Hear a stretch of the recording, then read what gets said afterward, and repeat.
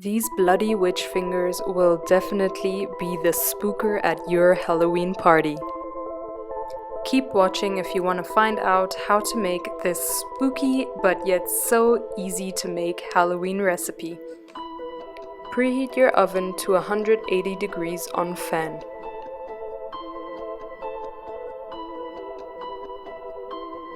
To make the fingers, we're going to use a 30 centimeter square piece of puff pastry.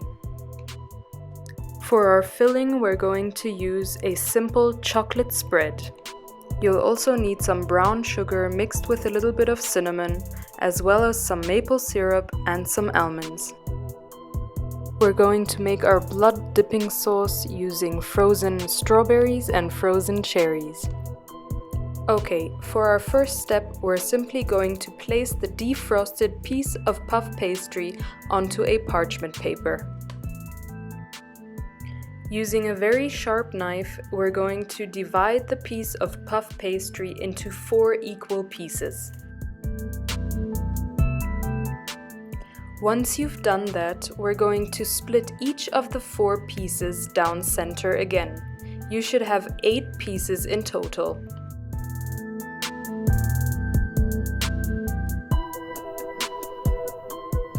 In the next step, we're simply going to coat each piece with a bit of chocolate spread.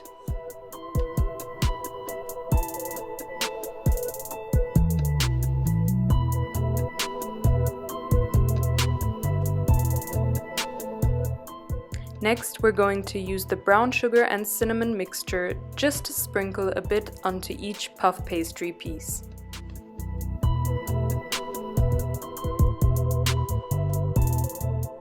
Okay, now it's time to shape the spooky fingers. So all we're going to do is basically roll up each piece of puff pastry into a cigar-like form. You want to thoroughly press close the endings against each other just to prevent the rolls from opening up while baking.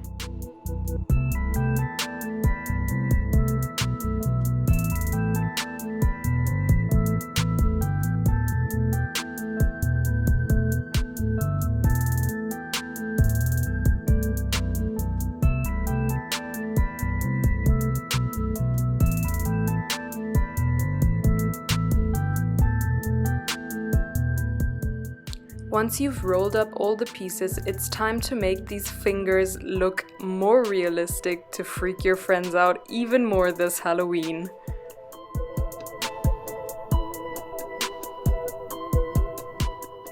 Okay, this next step is definitely what makes these fingers look extra creepy.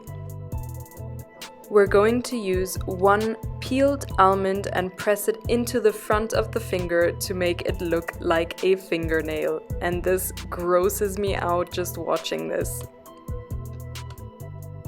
Lastly, you can add some skin marks to each finger if they aren't freaking you out enough already. Now I just drizzled over some maple syrup and they're off to bake in the oven for about 20 to 25 minutes or until golden brown. Now for the blood dip, I simply defrosted the frozen berries in the microwave. I added them to my NutriBullet and now I'm simply blending them up with a bit of maple syrup to make a delicious bloody looking sauce. If you find that some of the fingernails have fallen off during baking, I have a simple trick to stick them back on. Take a small knife and poke the tip into the top of the finger. Then dip the almond into the chocolate spread that we used earlier and simply glue the fingernail back onto the finger.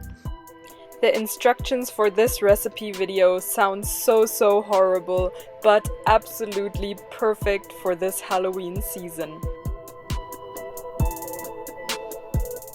And there you have it, guys, probably the most horrifying Halloween snack you'll ever encounter, yet these are so super delicious.